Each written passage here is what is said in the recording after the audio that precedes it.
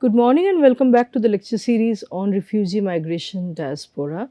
So, today we are going to talk about the refugees, and in that relation, we will discuss, the politics of space, spatial segregation, as well as the concept of biopolitics and sovereignty. First, let us try to understand the terms refugee and migrant. They are not interchangeable terms as people often use them. Refugee, we have to understand, is not a homogeneous identity but responds as a category in different ways to the macro processes. So, macro factors affect the refugee's decision in settlement and in constructing the experiences and the identities, right? So, factors such as policies and measures taken by the government, the geographical conditions of migration, the class and caste affiliation of a person. In the case of India, we also have an additional category called caste. All these factors have a combined effect on the refugee experience. According to Holborn, the refugee is an involuntary migrant and a victim of politics, war, or natural catastrophe. Every refugee is naturally a migrant. However, not every migrant is a refugee. Difference between the two terms, refugee and migrant, is based on whether someone's movement has been voluntary or not. For the refugees, mostly the push factor is dominant. So, refugee influx is dependent on incidents of riots, and hence refugees are byproducts of the nation building processes and also how such processes implement themselves, how such processes precipitate. We see that critic and scholar Alexander Kluge says, what is the history of a nation after all but its stories? Numerous stories, stories upon stories, like the many surfaces of a nation. So, a nation has a palimpsestic quality. It is like a palimpsest where one narrative at one point in history kind of overlaps and builds itself on another narrative. So different phases of history, different narratives of history overlap. There are so many different layers of history that make up a nation. There cannot be a monopoly of narrative. We have to understand the different identities of individuals and social groups and communities that are forming through these interstitial spaces, through the interface, through the nodes of contact of these different histories, different cultural histories.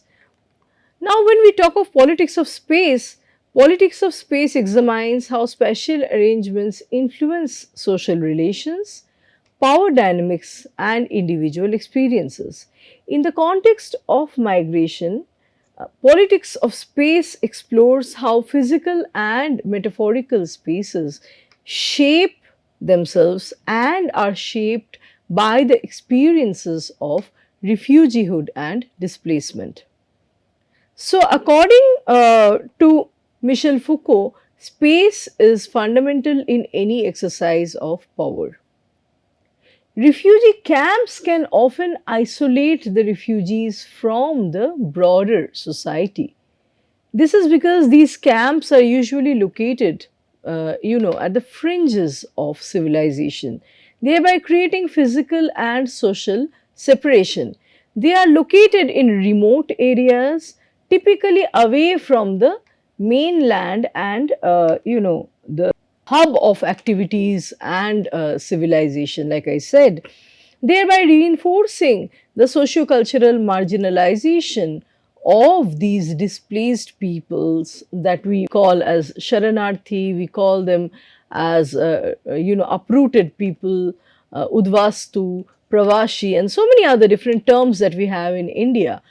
We see that the way they're located in the camps, these camps are geographically at the fringes of the mainstream society, which further socioculturally marginalizes the refugees through geographical distancing.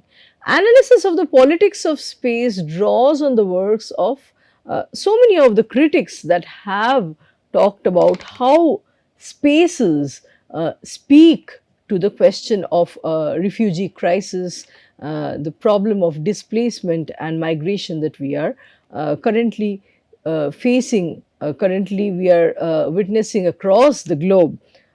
Critics include Michel Foucault, then we have Giorgio Agamben, we have Edward Said, Mikhail Bakhtin, Edward Soja, David Harvey, Zygmunt Bauman, Henry Lefebvre, and Doreen Massey. So, next we have to understand the definition of heterotopia. In the context of spatial segregation and exclusion, heterotopia is a very important term. Heterotopia is a term that has been coined by Michel Foucault. It refers to spaces that function differently from mainstream societal norms. Such a space is culturally, institutionally discursive and essentially an other to the mainstream or the main activities going on at the heart of the society. It is away from the heart of the society, away from the cultural hub of a given society. It is an other, essentially an other. So, in terms of being disturbing, intense, incompatible, contradictory, and constantly transforming, heterotopia unfolds, infinite possibilities, rather subversive alternative possibilities can be visualized through this term heterotopia. In terms of being an approximation of utopia or a parallel space, heterotopia as a world within world is understood as cut off, as isolated from what is outside, and therefore it unfolds, like I was saying, it unfolds infinite possibilities. So, understanding of heterotopia is critical for analyzing how the refugees experience and adapt to their environments. Foucault's notion of heterotopia helps in understanding the unique nature of spaces and how spaces such as the refugee camps, which exist outside of conventional societal structures, function. On the other hand, we have just the opposite of heterotopia. As we all know, it is utopia. Utopia refers to an imagined perfect society, idyllic society, where everything works harmoniously and everyone is happy. However, unlike heterotopias, utopias are idealized spaces, as the term suggests, and so therefore they do not exist in reality. Foucault contrasts heterotopia with utopia. While utopias are spaces with no real place, right? So, what does that mean? Spaces with no real place. Utopias could be something in our imagination, in an ideological sense, in as a part of our mental scape. There could be a utopia. One very common example of utopia, if we go back to Shakespearean literature, in The Tempest, we have Gonzalo's Republic. That is a utopia. Gonzalo, the character, thinks of a utopian society, which is Gonzalo's concept of republic. So, where everyone is happy, but then that is a mental scape, need not correspond with a real geographical place. However, heterotopias are real places which function outside of everyday norms. They are a part of the society and yet cut off from the mainstream life. So, a heterotopia, according to Michel Foucault, is a real place. A heterotopia is a real place, a kind of effectively enacted utopia in which the real sites, all the other real sites that can be found within the culture are simultaneously represented, contested, and inverted. So, the same thing, the same artifacts are imbued with inverted and differently represented, alternatively represented meanings. Heterotopic spaces allow the migrants to preserve their cultural identities and practices within a dominant host culture that may not always be very welcoming or inclusive, that can be indifferent, or as in many cases we see, the host culture could have a vastly different habit or habits of their own. So these spaces in terms of refugee camps and migrants settlements can both integrate and isolate, and in that sense they can influence the migrants experience of social integration and visibility. In refugee camps, heterotopia manifests through the creation of spaces which have a dual significance.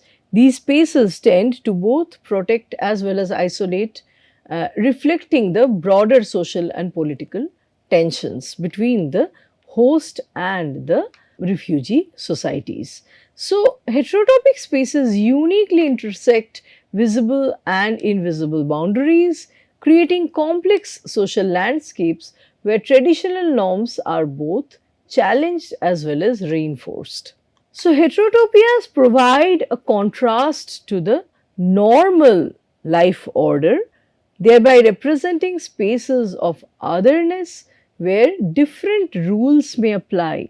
And so, heterotopic spaces challenge and subvert the conventional understanding of space and societal norms.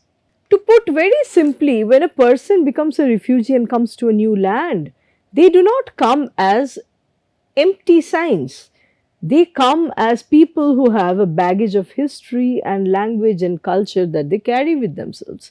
They are uprooted people from a geopolitical space which happens to be their homeland, their native land, and they carry some reminiscence of that land in terms of culture and history and language and clothing habit and food habit. So, when that meets with the host society, there is a visible tension, there is a conflict from both the ends, and this conflict, this friction enables formation of a new hybrid identity, right? Through an interface of two different cultures, two different histories, two different habits, new hybrid cultures can emerge. So, refugee camps can act as sites of both exclusion and alternative social order. We see that the dual role of camps exists in providing safety and at the same time segregating the refugees from the broader society. So, on the one hand, the host society or the different humanitarian initiatives, the NGOs, they are on the one hand they are providing safety, security, protection measures, but at the same time it is only possible through segregating the refugees from the broader social happenings in the mainstream in the host society. So, here I am going to bring a reference from a very popular text that we read as part of magical realism, Gabriel Garcia Marquez's 100 Years of Solitude, written in 1967. So, in 100 Years of Solitude by Marquez, we see that the author uses the concepts of segregation, exclusion, and heterotopia in order to explore the complex themes of isolation, marginalization, and the blending of reality with fantasy. This novel is set against the backdrop of a fictional town called Macondo. Macondo, which is modeled after Garcia Marquez's hometown of Aracataca, located in Colombia.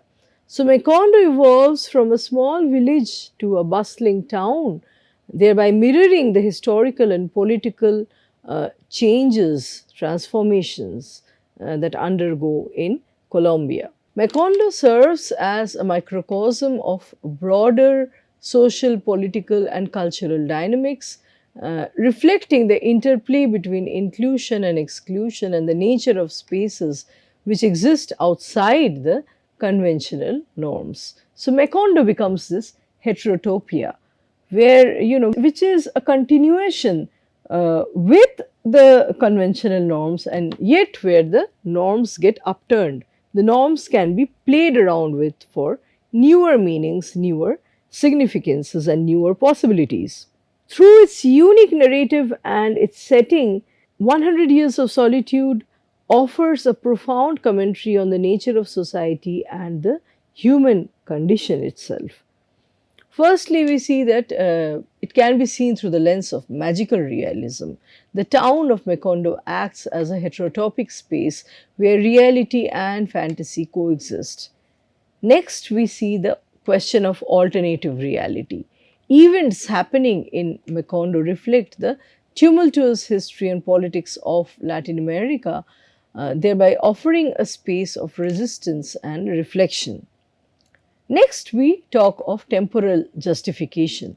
The novel's non linear timeline emphasizes the fluid nature of heterotopia, the heterotopic space that Macondo is, where past, present, and future blend among themselves. There is no significant unilinear progression of narrative as such. That is something which amounts to, is or can be seen as one of the salient features of magical realism. Next, we talk about biopolitics and sovereignty. So, biopolitics refers to the governance of populations through an emphasis on the biological and bodily aspects of life, a concept which has been once again developed by Michel Foucault. So, biopolitics encompasses the ways in which states regulate the bodies and lives of individuals, especially the marginalized groups like the refugees. Sovereign states exercise control over their borders, deciding who can enter, how long a person can stay, and then when they have to leave, as well as monitor the physical movements of the refugees for as long as they stay within the precincts of the sovereign state. So, this control impacts the refugees and the migrants' quality of lives, often creating precarious and uncertain conditions. Giorgio Agamben's concept of the state of exception. So, Agamben's concept of the state of exception describes situations where normal legal protections have been suspended vis a vis the refugee's existence. Refugees often exist in a state of exception because they lack full legal rights and protections. Now, Agamben describes this concept called bare life. What is a bare life?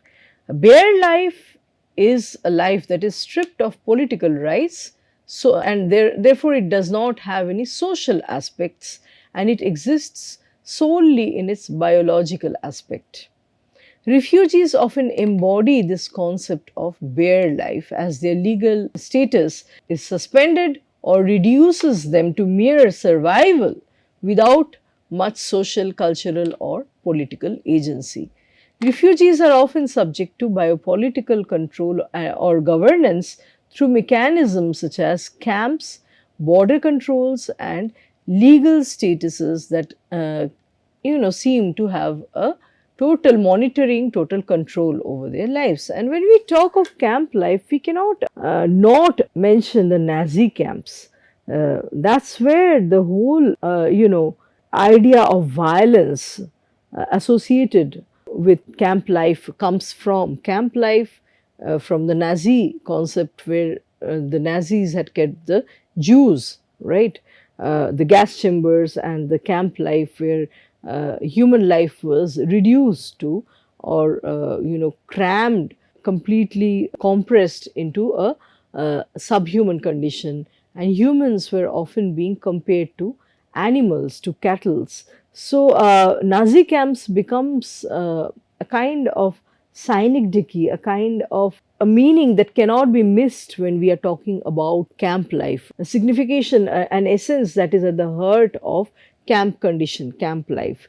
So Agamben identifies the camp as the ultimate biopolitical space where the state of exception is realized. Biopolitical practices in migration include detention and deportation of individuals, illustrating how sovereign powers regulate these uprooted bodies because they are not accepted back in their own countries due to some political communal cultural upheaval, ethnic cleansing. They are seen as rootless people, and the host land often regulate these uprooted bodies through deciding to detain them or deport them. The refugees are often seen as unfamiliar and therefore a potential threat to the national security of the host society.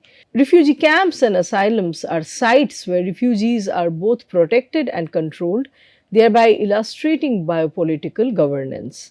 Camps often feature strict regulations on movement, on employment, and access to services, thereby reflecting biopolitical control. Refugees experience a very limited sense of freedom, emphasizing their status as what Agamben calls as the bare life.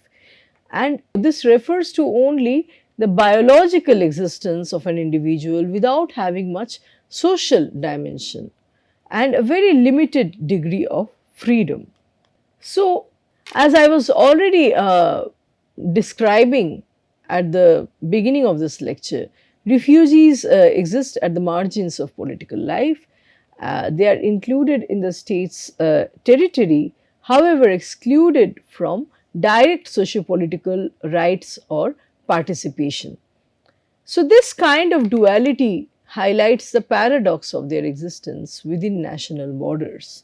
Humanitarian efforts within camps can paradoxically reinforce biopolitical control because these aids in the form of NGOs or any other apolitical groups that go and help the refugees, they focus mainly on the survival of refugees. However, they cannot really facilitate the basic human rights or even the social relevance of the refugees. They can only enable or facilitate the survival through providing, let's say, the basic needs like food and clothing.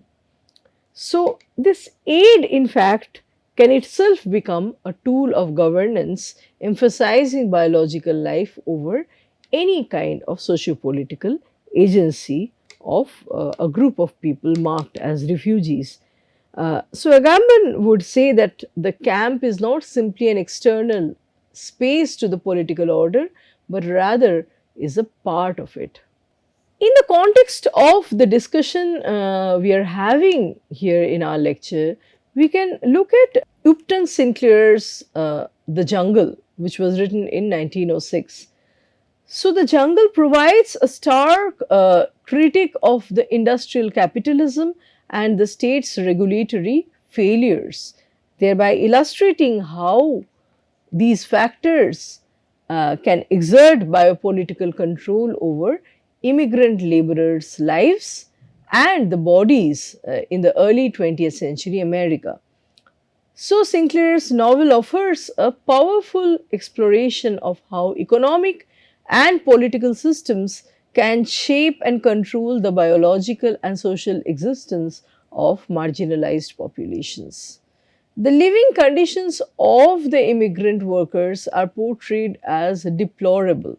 Sinclair details the overcrowded, poorly ventilated, and dilapidated housing in Packingtown, where families live in cramped quarters that are prone to flooding, that have diseases breeding in them, and so discomfort is at its height.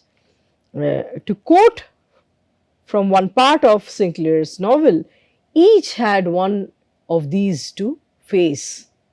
Perhaps there was no time for anything but the struggle to live. There was never any proper rest. Unquote. In one of the novel's most heart-wrenching moments, we see that the infant son of a couple, Jurgis and Ona.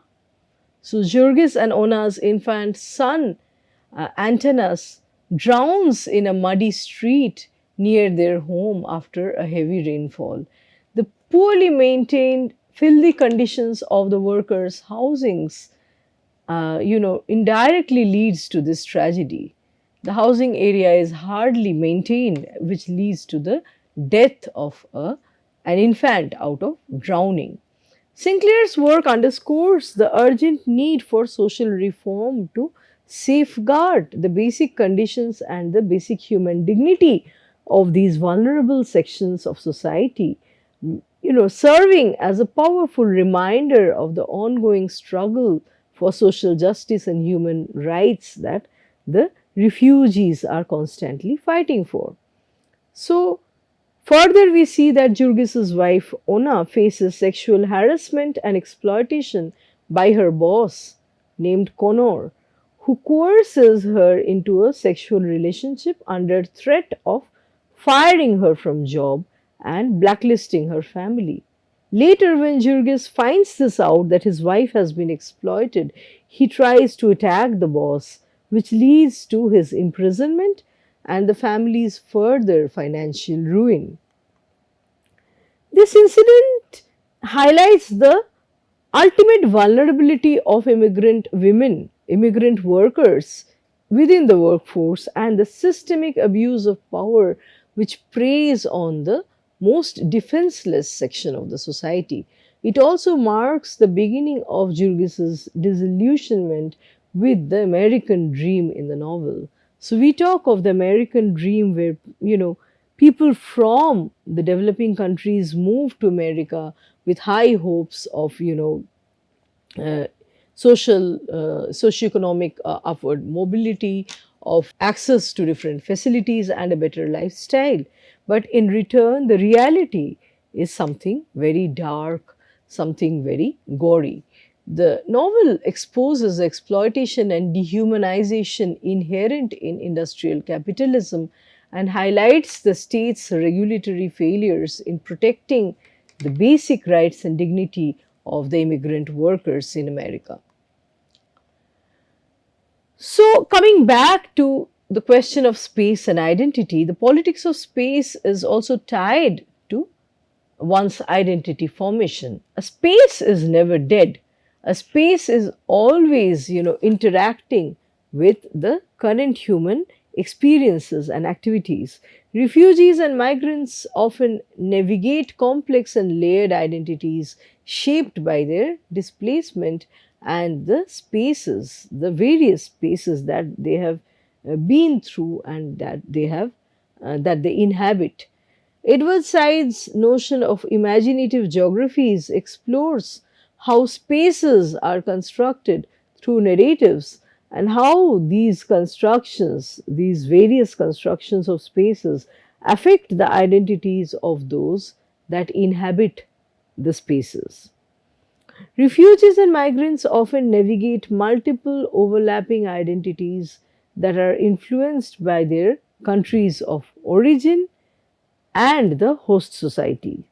So, this navigation, this shift and transformation can be challenging when the multiple identities that they possess, that they posit, cause a friction or come to, come into a conflict with each other. If this happens more if the host society is somewhat unwelcoming or exclusionary in its attitude. So, according to Edward Said, just as none of us is outside or beyond the geography, none of us is completely free from the struggle over geography. Unquote.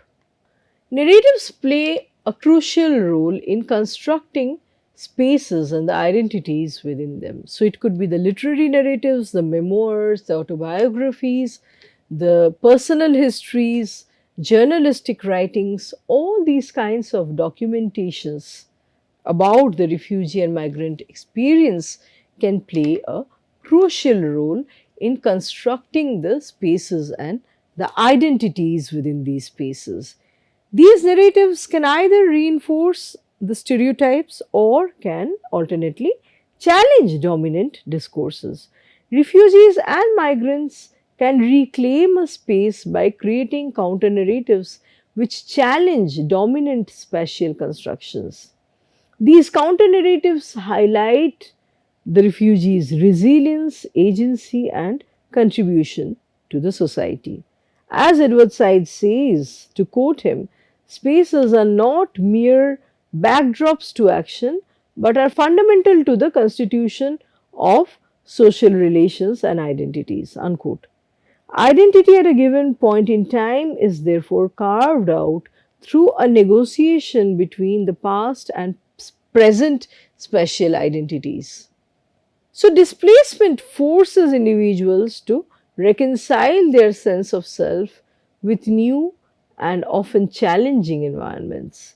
Refugee camps, in that sense, can be seen as the third space where the physical and the mental experiences of displacement converge. You know, it could be the mental experience, could be the mental scape, the psychic scape that we have about a space, the expectation that we have about a space. It could be from, certain hearsay, some a certain mythical understanding of a space and what to expect of that space even before I have arrived in that space, versus the physical, real, tactile experiences. All these things converge, the mental experience, the expectation, and the real happenings, the real experience. So, the expectation and the experience actually converge to form the third space. These spaces become sites of survival, resistance, and identity formation. So, third space fosters cultural hybridity where migrants blend their original cultural identities with that of the host society. So, this type of hybridization creates new forms of cultural expressions and identities. Third space is therefore vital for the emergence of new cultural forms that can potentially transform the societal norms and the power structures. David Harvey's concept of the right to the city argues for the inclusive participation of all urban residents in shaping a city. So, Harvey's work highlights the intersection of geography, economics, and social justice. This concept supports the idea that refugees and migrants should have a voice or their own stake in the development of an urban space. This is because urban planning and policies can either facilitate or, contrastively, they can hinder the refugees' process of integration. Harvey's ideas therefore help us understand how spaces like refugee camps and urban areas are influenced by the capitalist processes. When discussing urban spaces and integration, key concepts include concepts like spatial fix, the right to the city, and accumulation by disposition. These concepts are crucial for analyzing how the refugees navigate and how they are affected by spatial and economic dynamics. Spatial fix refers to capitalism's tendency to resolve crisis through spatial reorganization. Refugee movements can be seen as a part of these broader spatial dynamics. Spatial fix explains the process of geographical expansion and development as a solution to the crisis of overaccumulation, capital overaccumulation. Next, the term accumulation by disposition refers to the process by which wealth and power are centralized through dispossessing certain individuals of their lands, rights, and resources. So, just how people become refugees. Once people become refugees, they move, they're ousted of their own land and they go stay in a host land. Their property, their rights, their resources, their lands, their capital, these are all accumulated and centralized. So, refugees often experience this process of accumulation by disposition. They are dispossessed and they're forcefully displaced and their properties are confiscated and centralized. Next, the right to the city involves the ability of all inhabitants, particularly that of the marginalized, to shape the urban spaces and their ability to access the urban resources. Refugees often struggle to claim this right to the city due to legal and social barriers. According to David Harvey, I quote him, the right to the city is a right to change and reinvent the city more after our heart's desire. Unquote. So, with this, we come to the end of today's lecture. We will continue with our discussion in the next lecture. Thank you.